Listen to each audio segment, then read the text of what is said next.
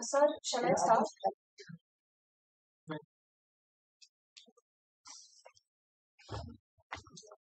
Climbing to the top demands strength, whether it is to the top of Mount Everest or to the top of your career. Abdul Kalam. A very warm welcome to one and all present here. Now, I would like to call upon Mr. Prajwal D, second MSc Microbiology, to introduce Dr. Jeevanand Raju, Hygiene and EHSMS Senior Manager, Shangri-LaHotel, Abu Dhabi.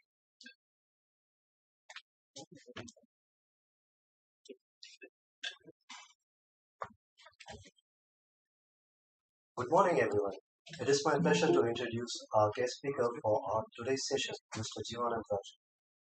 Mr. Jeevanand is an accomplished professional with expertise in safety management system, quality assurance, auditing, training, and development in hospitality industry. With more than 15 years of experience in this domain, he is an expert in food safety systems, including HACCP, GMP, food allergens, facility hygiene, FSMS training, and audit management. He is also highly skilled in designing and communicating effective environmental, health, and safety control programs to meet consumer, regulatory, and operational needs. With his broad range of skills and interests, Mr. Jeevanand has established himself as a leader in his field, and his contributions have been recognized by his peers and colleagues. From 2002 to 2006, he worked as a microbiologist in Indo-French labs and Taj Madras Flight Kitchen before becoming a hygiene inspector at the Sheraton Doha Resort in Doha, Qatar. He is currently employed as the Senior Manager of Hygiene and EHSMS at the Shangri-LaHotel and Traders Hotel at Qaryat, Beri, Abu Dhabi, and as the Regional Food Safety Lead in the region of Shangri-La Food Safety Management Systems. He is a renowned HACCP lead auditor and has completed various certifications pertaining to food safety. Name a few like IOSH and Bosch, OHSAS 18001-2007 lead auditor, and ISO 14001-2004 internal auditor. We are proud to mention that Mr. Jeevanand is a graduate of our department who finished his postgraduate degree in applied microbiology in 2002. Mr. Jeevanand is here to share his insight on the topic of latest food safety trends, opportunities, and challenges. And I'm sure he will provide us with valuable insights and inspiration. So without further ado, it is my pleasure to welcome Mr. Jeevanand Raju to begin our technical session. Thank you for joining us today, sir.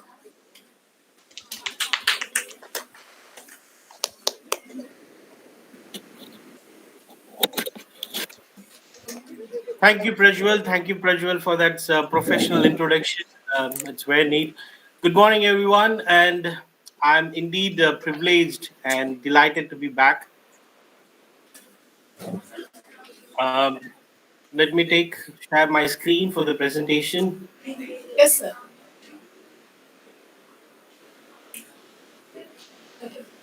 Yes.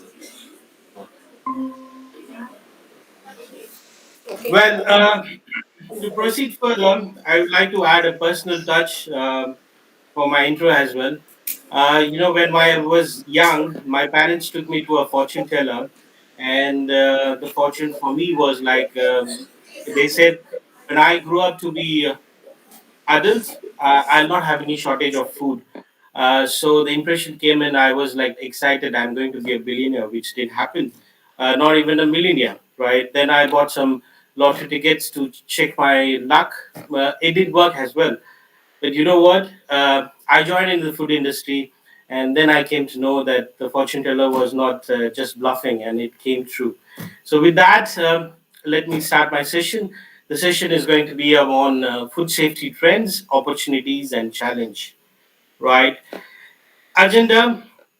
Let me give a best example as a South Indian meal. I directly don't want to jump on the food course like rasam. Let me go with sambar, butter kodumbu rasam, and then the curd rice, right?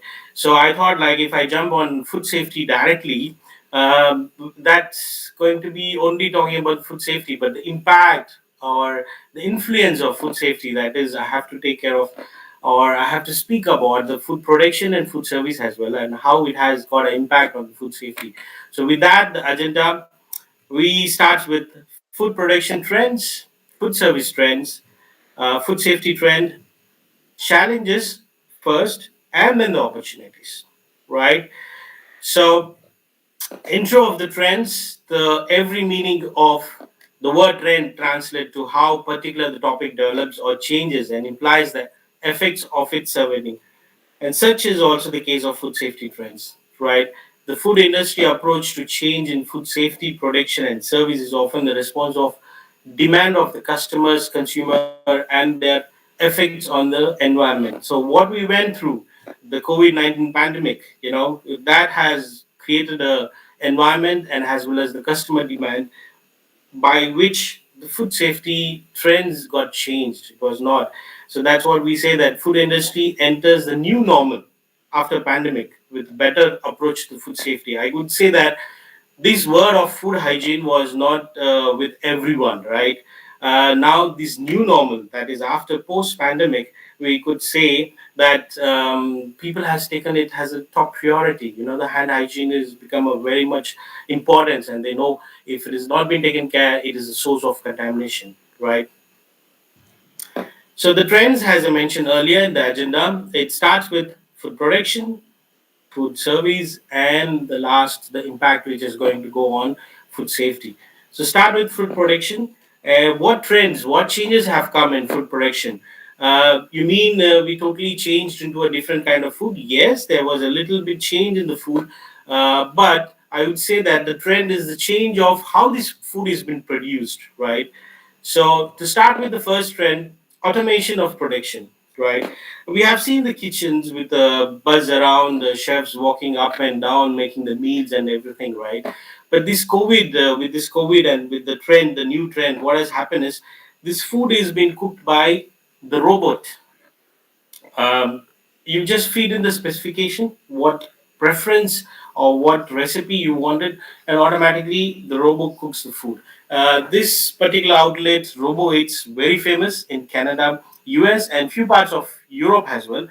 The best part is now, for example, we've seen we might give some preference like I want less salt, less oil, less food color. The chef might hear to your specification, but you know what? At the end of the day, he's going to do as per his menu. That's it. And we also take the food and eat that, thinking the specification has been met, but it doesn't happen. But with Robo, it does happen. It cooks the food according to your specification. So there is no error. And what is the best part of these automation Robo as well? There is no breaks required for this robo. They continuously work for you.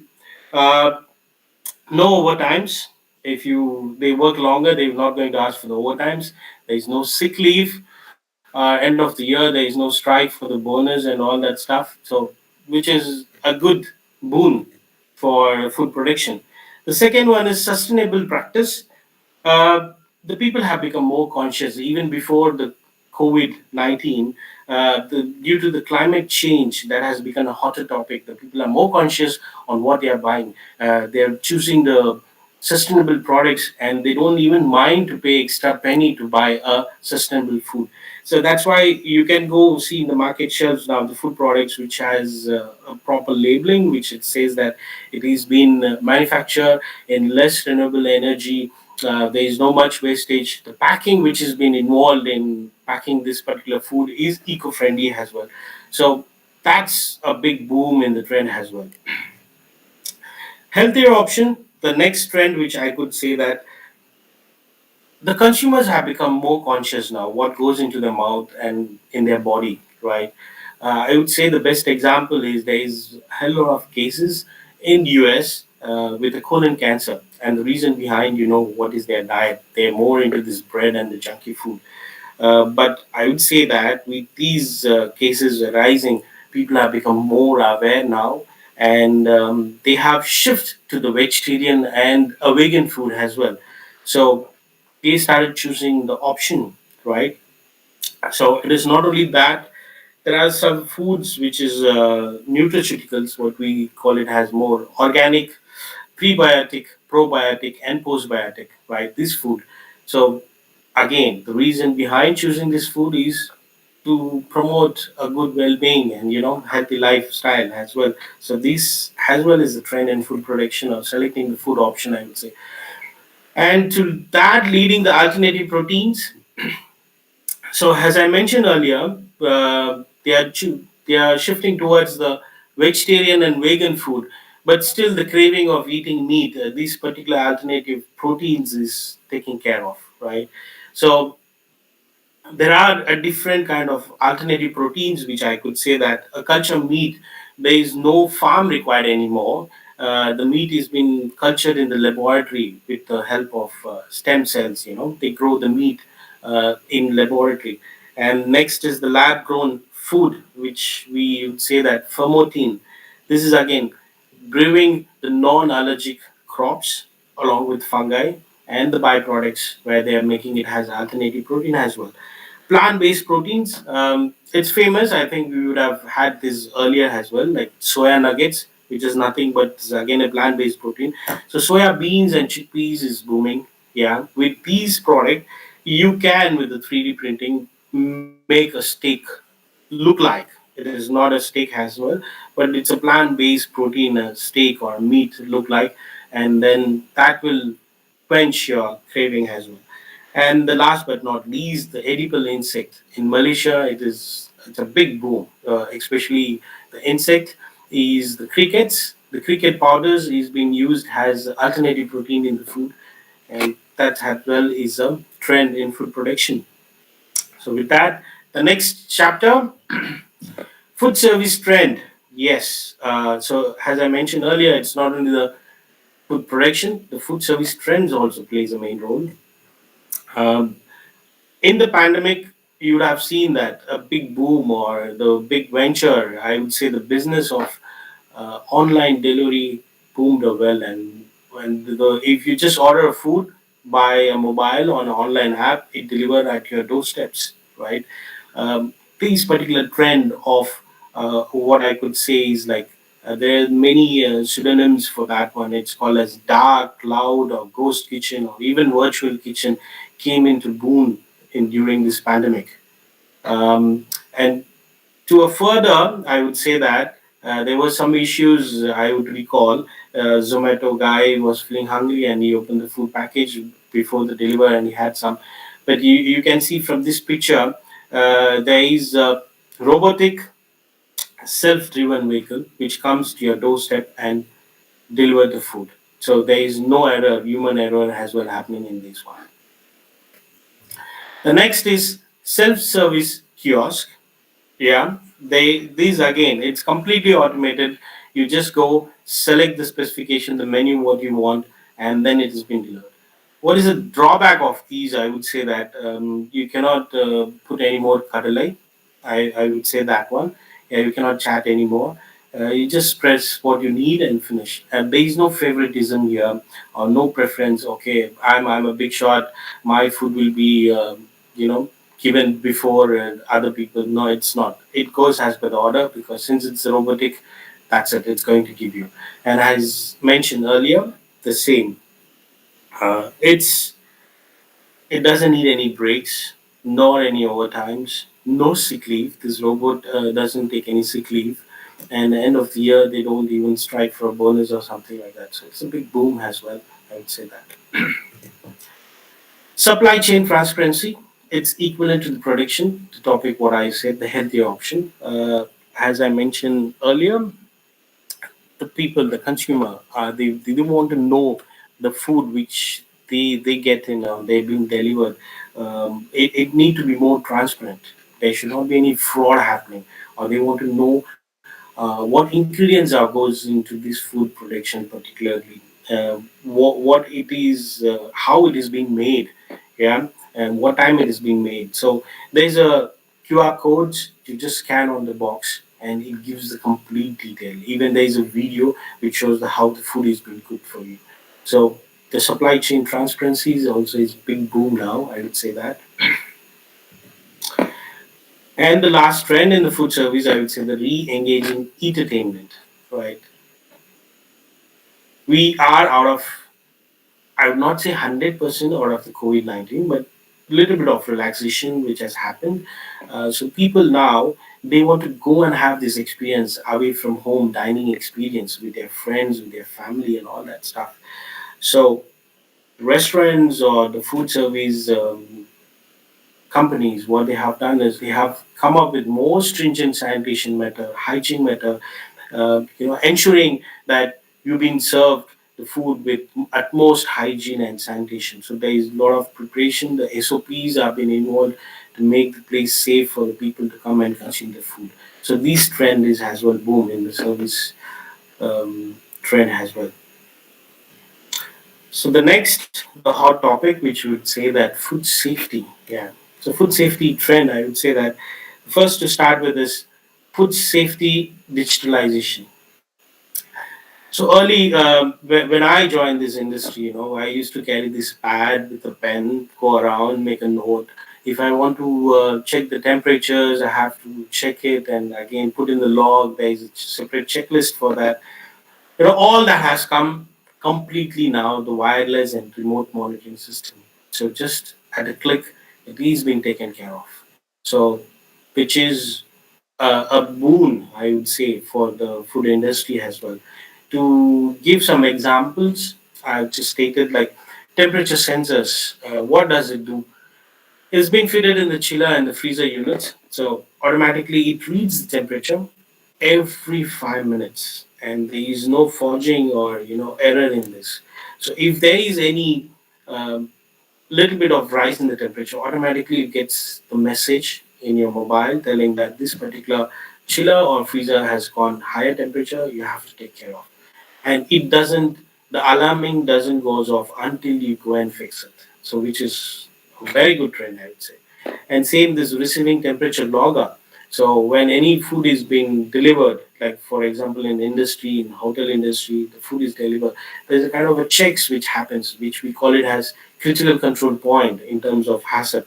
you know with these temperature logger, you can check the temperature, feed in the data and the expiry date, the packaging, the quality, everything, and automatically gets into the system. So there is no need of a person coming, sitting on the desktop again and feeding all these details. That is not required.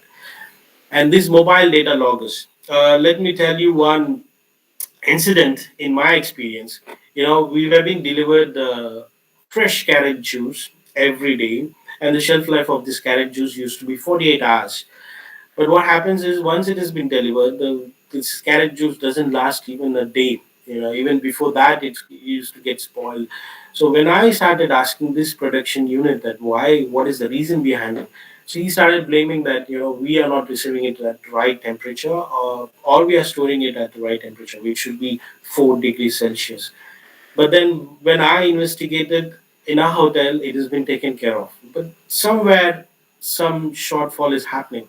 So I went to their premise to do the complete audit and investigation. Then where what I found out, this guy, a driver, he takes these juices in the refrigerated truck and he leaves from their unit. The temperature has been checked when he leaves, and same time the temperature is checked when he reached our hotel. But what happens in between?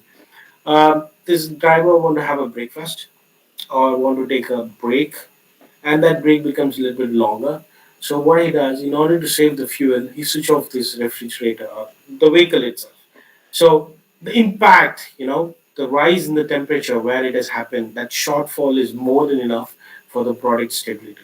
So automatically, but if you see, it's very smart. At the time of delivery from their unit, the temperature is 4 degrees Celsius. When it reached to a hotel, it's 4. But in between the gap where the temperature has rise, there where the root cause or the shortfall I could see. Then I suggested them something called as this data, mobile data loggers. These keep a track of the refrigeration vehicle, and to further extent, if this has been fitted with the GPS, it will show the complete route of the guy where he's going, and even same time it can track the temperature as well. So it's a very good trend, I would say. The next is temperature probe sensor. This is again in the process of cooking, blast chilling, reheating, and all that stuff.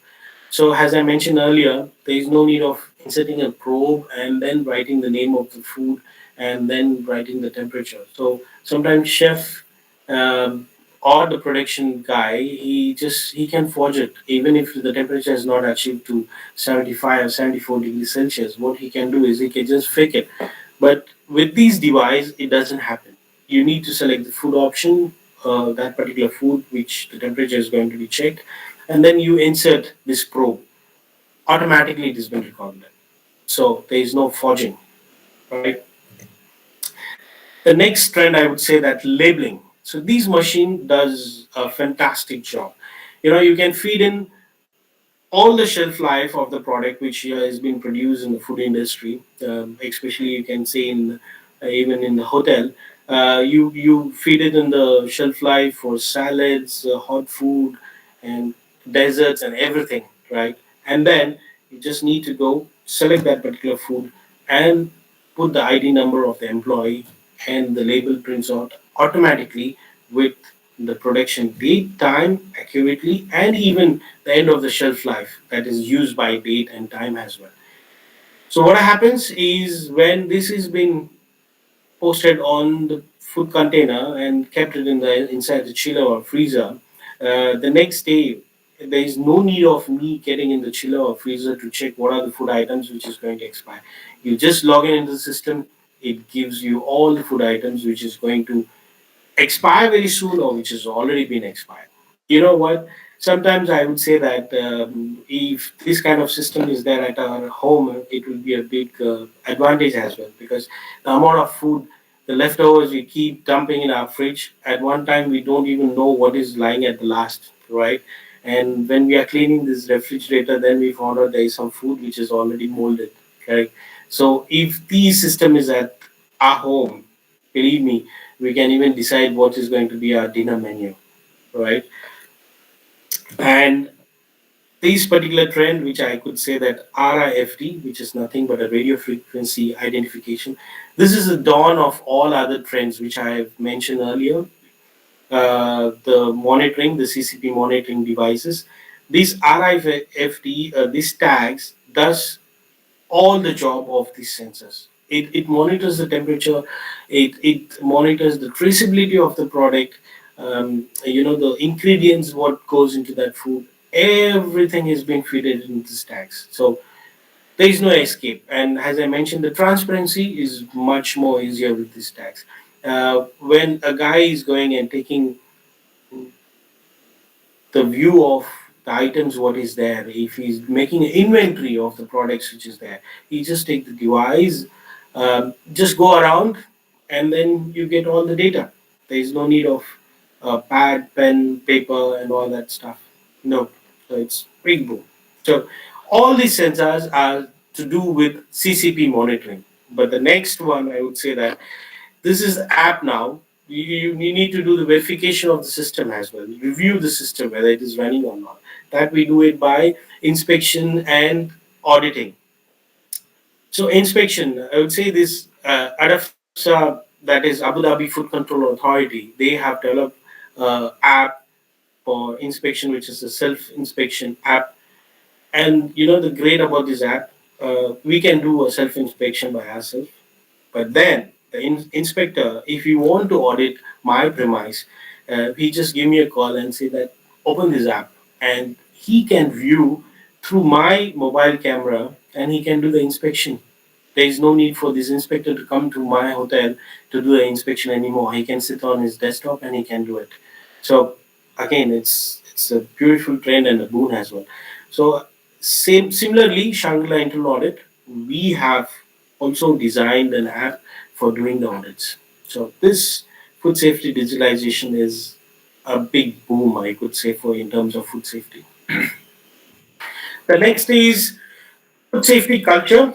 Uh, we have talked like now, for example, we are providing equipment, the training for the guys to follow the food safety. But what is the guarantee that he's going to follow? Or what is the guarantee that he's going to apply that equipment or the chemical for disinfection or sanitation? No, it doesn't happen, right? So we cannot be back off a person always and instructing him to do or follow food safety. So that's why if you see now, if you go to any conference where it is about food industry or food safety, this hot topic is being spoken or everywhere. It is food safety culture. So how we bring this food safety culture? Example, I would say that in my place, in my hotel, what we have done is we have come up with some kind of a reward and recognition program, which is Shangri-La Food Safety Champion, right? For every month, we see the guy if he's doing a very good job uh, and he's following all the required standards.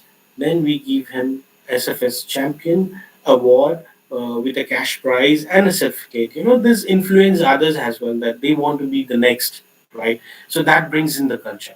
And the another one, which I would say that I'm parenting, so I have brought this idea as well. And when my parents also brought this idea, they used to have a chart. I believe you would have come across with the star sign.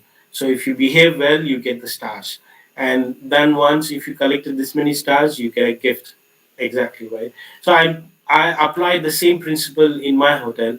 I divided the sections, and then I said to those guys like, if you follow the standard and if you follow the requirement standard operating procedures, you'll be given the star and you'll be rewarded. So what I do is I give a reward called as star of the month, right? It's a section. It can be a main kitchen, cold kitchen, pastry, whatever it is.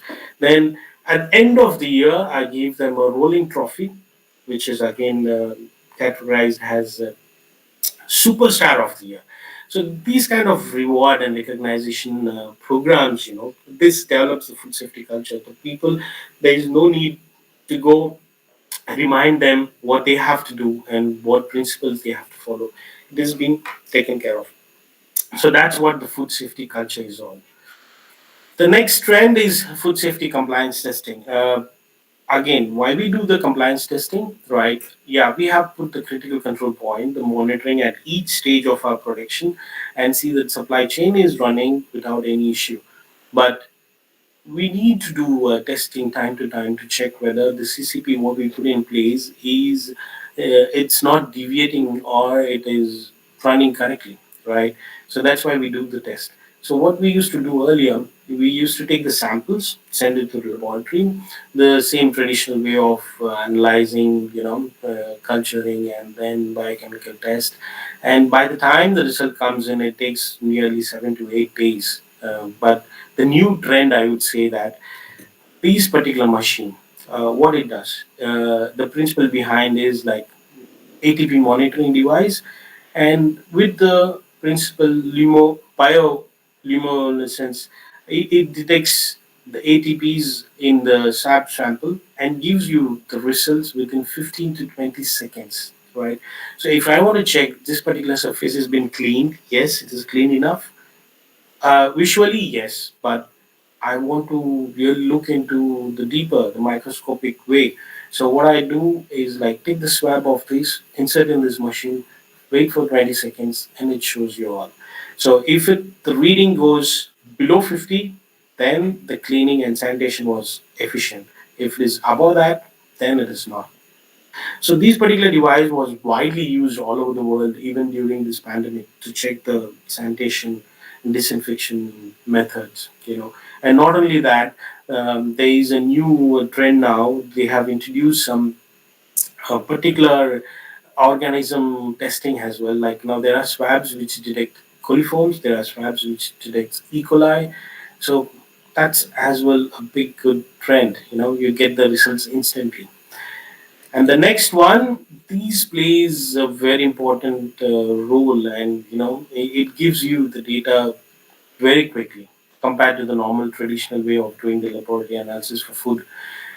The whole genome sequencing, right? We would term this as a bacterial fingerprinting. What it does, obviously, like now in the case of there is any outbreak, there is a foodborne illness, and I want to know quickly that what is the causative organism. So with these method, I can really get the accurate and the efficient results, and with a short time. So this is a big trend, I would say, that whole genome sequencing as well, right? So these are the trends which I would like to present, and then the next is the challenges. The challenges, I would say that um, with these pandemic situation, what has happened? The employers, the managers, they have learned many things. How can things be taken care of or can be done even with a lesser manpower, and how it can be achieved with the same productivity and all that stuff. So the first challenge, I would say that it's multitasking. So now, earlier, if you see in food industry or even in my place, there used to be a food safety manager, hygiene manager separately. There is health and safety manager. There was another different person. Even the environmental management system manager was a separate one. But now, what has happened is it's been clubbed together. So there is one person who taking care of all, right? So multitasking, if you don't have these with a person, then it's a big challenge as well, right? So now I, being in this hotel, I take care of food safety, I take care of health and safety, I take care of environmental management system. To one extent, I take care of corporate social responsibility. And to the regional level, I'm also a food safety lead for the MIA region as well. So that's what it's needed. That's a big challenge. And if you conquer, believe me, you do the great job. The next thing is the competition. It's again the race. Now, as I mentioned, the trend with these trends, what they have done is there is a competition. Like you have the food technologist, the nutritionist, even the production manager. They all getting into a new training certifications, and they want to replace the job of the food safety manager, because if they acquire the knowledge, they can do this job. So there is a competition. This is again a challenge for us, right? Being a microbiologist, somebody is going to replace our position, taking into consideration the multitasking. So that's as well as a challenge. The next is the competency. So the competency is again depends upon the competition, the race which I said. If we are not updating ourselves in terms of technical, that is new trends, the trainings, the auditor certifications, and all that stuff, it is not, then we are lacking behind, or there will be a challenge in the competency level as well. Behavioral, I would say that how we behave. Now, for example, in this pandemic, there's a lot of people who become microbiologists, and they come and tell me all the expert advice, and this pandemic and all that stuff. But I cannot just jump on him and directly say, "Man, don't teach me as a microbiologist." No, but I have to listen patiently, tell him, yes, it is, but um, how you tackle that guy, that is the behavior. These competence level has to be even taken care of. This one is the challenge as well. Leadership again, in terms of HACCP team leader, right? The word comes in HACCP team leader. So when there is a HACCP certification, you need to lead the team. That is from the top management till down the lane. So being a leader, you need to lead them. You have to tell them what is right, what is wrong, right? So this is again a competency skill, which is a challenge for few, but overcoming this will be a boom as well. Okay, so these are the challenge if we taken care of, and it's well and good. However, with these trends, there are certain things which only a microbiologist or the person who have done the microbiology, who has a knowledge of microbiology, can do. Not everyone, right? So what's that? It's a microbiology analyst. Yes, I would say that I have one of my colleague who is a food safety manager in a different hotel. And you know what? He comes to me, and he sometimes he discuss about, because he's not a microbiology background, so he discuss about the sample reports, the test reports with me. And you know, the funny part what I learned from him is, like I said, when people do think in this way as well. Um, he was telling the test reports what I get is free from bacteria. You know, my food is free from bacteria. So I asked him how you conclude, how you came to the conclusion. So he said, yeah, it is customer free. There is the customer's food unobstructed by the bacteria. So I said, where you got this term? Customer food unobstructed by bacteria.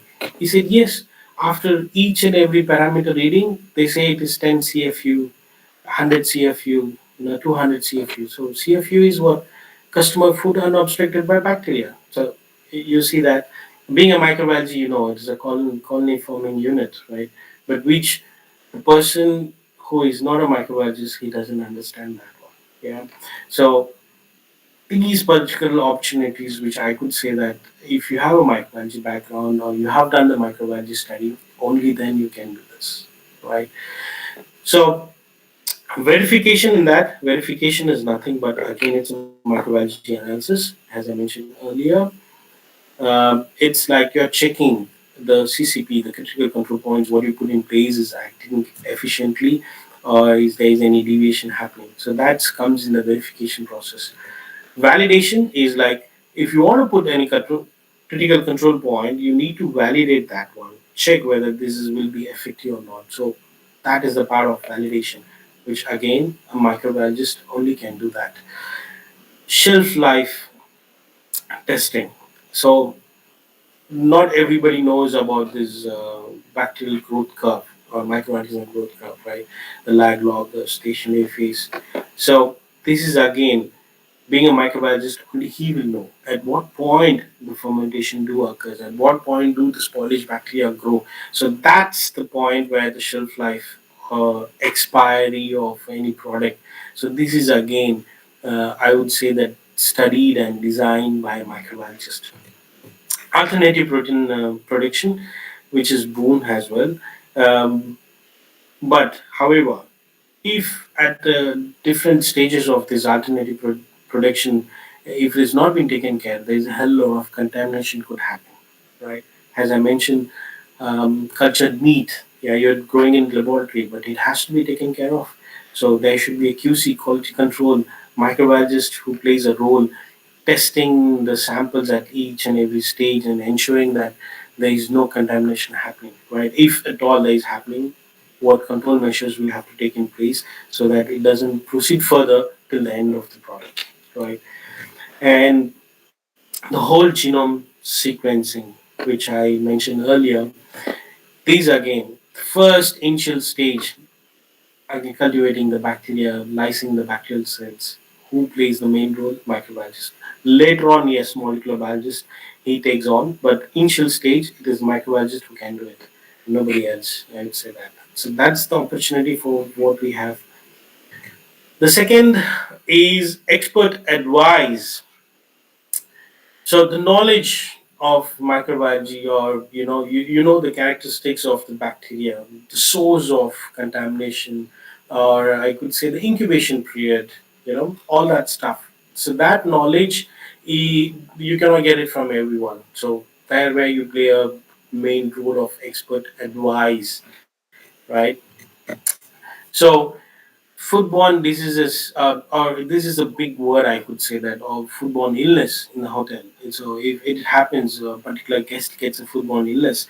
So if being a microbiologist, this is where you can come up and find out, or you can shortlist what could be the source of contamination, or where the shortfall has happened, what could be the causative microorganism.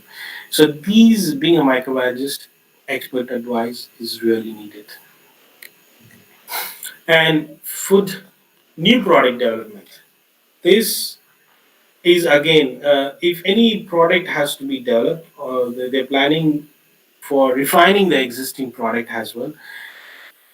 As I mentioned earlier, the stage of verification, validation, and shelf life analysis, all that. There's the knowledge of the microbiologist is needed, and expert advice from him or her it's needed. Otherwise, you cannot have a fully developed product which is efficient, which is quality wise and safety wise, all soundproof. Yeah, so you need expert advice. So in that way, microbiologist plays a main role in that as well. So with that, I end my session, and I believe it was informative and more joyed as well. So I will take this opportunity, yeah, to thank. I immensely thank HOD Dr. Vidya ma'am for giving this opportunity for the session, presenting this session. I thank the organizers of this event, especially Dr. Kritika and Prajwal, who are constantly in touch with me until the last detail is being taken care of, and to run this show smoothly, right? I would thank the Department of Microbiology, um, and respected principal, Dr. Santosh Babu, and the management team of DG Vaishnava for bringing this together, this event. And I thank you all, and I appreciate as well to be a good audience. And thank you very much, and have a nice day ahead.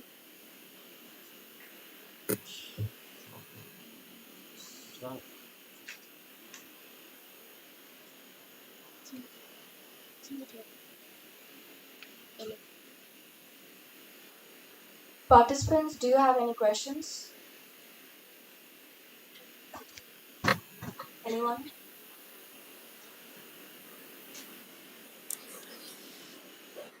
Do you Do have you any have any questions? questions?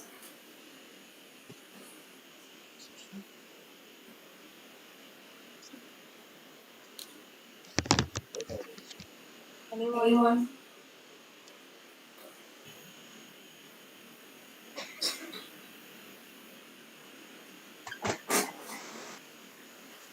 Morning, sir.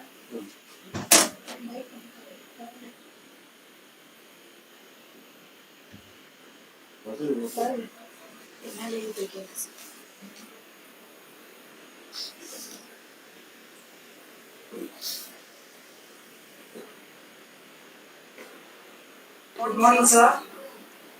Sir, how can we Good prevent? morning. How can we prevent Clostridium botulinum in foodborne disease?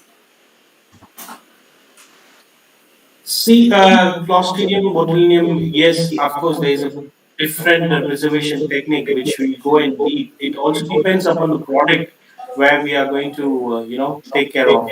So first we need to know which product where the stage, and that's what we have to. Based on that only, we can find out what could be the best method for the preservation. Okay, sir. Thank you.